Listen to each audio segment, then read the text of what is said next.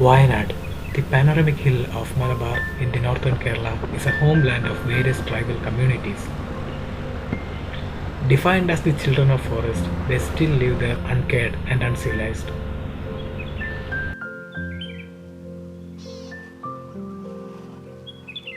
It will be hard to digest that they still keep their culture and lifestyle untouched.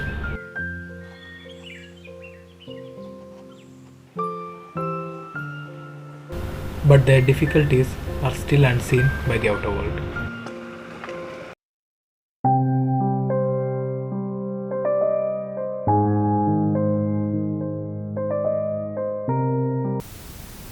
നമ്മുടെ കാടിനെ പറ്റി പറയാൻ അതിമനോഹരമായ ഔഷധ സസ്യങ്ങളും പല മരുന്നുകളും ഉള്ള കാടാണ്.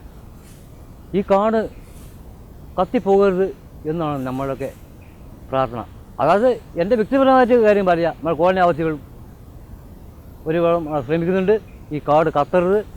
പിന്നെ പുൽമേടാണ്, ആ പുൽമേടുകൾ കത്തിക്കഴിഞ്ഞാൽ അത് ഒരുപാടും ഔഷധങ്ങൾ ആ പുൽമേടിൻ്റെ ചുവട്ടിലുണ്ട്. ഇത് കത്തിക്കഴിഞ്ഞാൽ നമുക്കാണ് അതിൻ്റെ ആ ദോഷങ്ങൾ വരുന്നത്.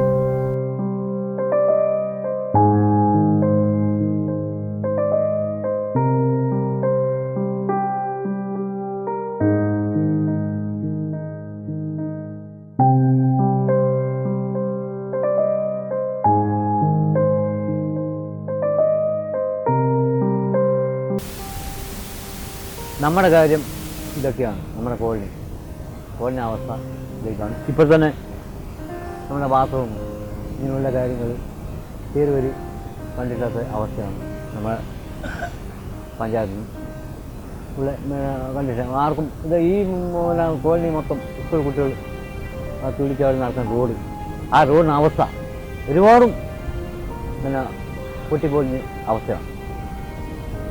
അതുകൊണ്ട് നമ്മുടെ ഈ റോഡിൻ്റെ അവസ്ഥ അത് പരിഹരിക്കാനും അതിനുള്ള കാര്യങ്ങളൊക്കെ നിറവേറ്റാൻ നമ്മളൊക്കെ ഒരുപാട് എഴുതി കൊടുത്തിട്ടുണ്ട്. എങ്കിലും അത് പാസ്സാക്കാം ഈ പറഞ്ഞ മെമ്പർമാരും ഇതൊക്കെ മുന്നോട്ട് വരട്ടെ എന്ന് മാത്രമേ എനിക്ക് പറയാനുള്ളൂ.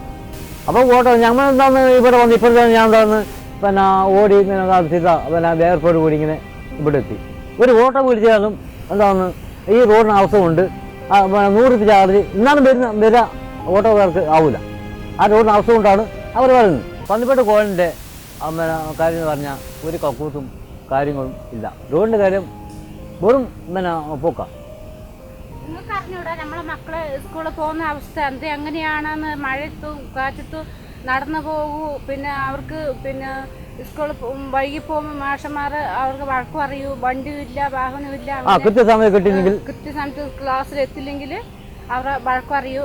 പിന്നെ സ്കൂളിൽ പോകാണ്ട് തിരിച്ചു വന്ന അവസ്ഥയുണ്ടായിരുന്നു. പിന്നെ സ്കൂളിൽ പോകുമ്പോൾ തെന്നി വീഴുമ്പോൾ അതുപോലെ തന്നെ വഴിക്ക് വെച്ച് തിരിച്ചു വരൂ. അങ്ങനെ പല അവസ്ഥകളായതുകൊണ്ട് കുട്ടികൾക്ക് സ്കൂളിൽ പോകാൻ ബുദ്ധിമുട്ടാണ്. തീരെ ഒരു വണ്ടി വന്നില്ല എങ്കിലും എന്താണ് കുട്ടികൾ തിരിച്ചു വരേണ്ട അവസ്ഥ. പിന്നെ അതുപോലെ തന്നെ ഞങ്ങൾ റോഡ് ഇങ്ങനെ എത്രയോ വർഷങ്ങളായി ഇതുപോലെ സോളിങ് തന്നെ 2 പ്രാവശ്യം സോളിങ് ചെയ്തിരുന്നു. പിന്നെ ടാറിങ് കൊടുത്തിട്ട് അതൊന്നും ചെയ്യുന്നില്ല.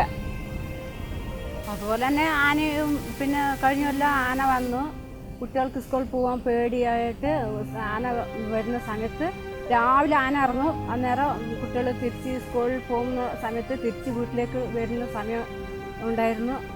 പിന്നെ സ്കൂളിൽ പോകാണ്ട് ഒരാഴ്ചയല്ല വീട്ടിലിരിക്കും ആന വന്ന് ഇറങ്ങിയിട്ട്. അങ്ങനെ ഞങ്ങളെ കുട്ടികൾക്ക് സ്കൂളിൽ പോകാൻ എല്ലാം ഭയങ്കര ബുദ്ധിമുട്ടിയാണ് ഞങ്ങൾ മക്കൾ പഠിക്കുന്നത്.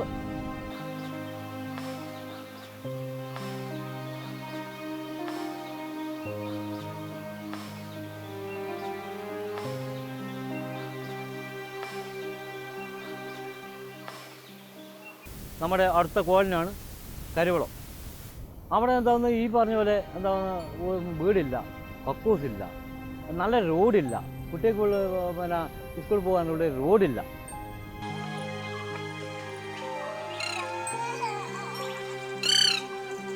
പിന്നെ പണിക്ക് പോകാതെ കണ്ട് കേൾക്കും സിനിമ കെട്ടക്ക പള്ളക്കുണ്ട് അരച്ചാണ് വയർക്കുണ്ടക പണിയെടുത്തിൽ മാത്രമേ കൂലികളോ പിന്നെ കൊണ്ടുവന്നതിൽ അരികളോ കഞ്ഞി വെച്ച് കൊടുക്കുക. പണിക്ക് പോയാൽ തന്നെ പള്ള പട്ടിണിയായിരിക്കും.